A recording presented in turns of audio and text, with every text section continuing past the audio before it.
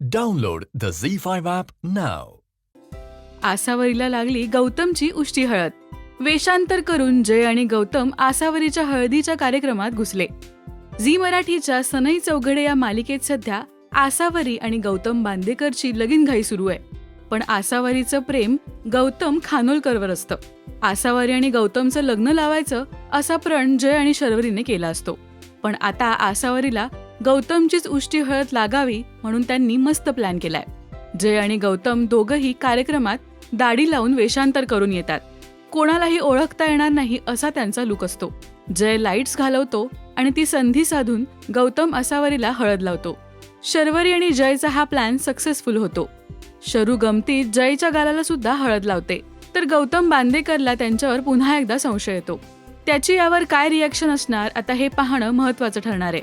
शायनाने promise केलाय उष्टी हळद गौतमचीच लागणार.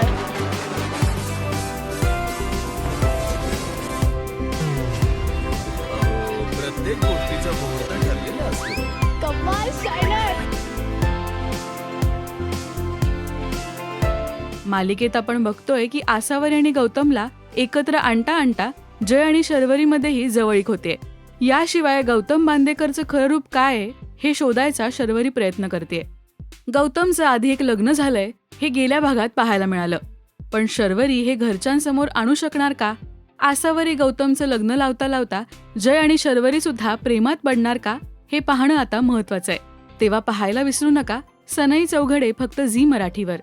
मराठी मालिका विश्वातील अशाच बातम्या, अपडेट्स आणि गॉसिपसाठी सबस्क्राईब करा राजश्री मराठी शोबज.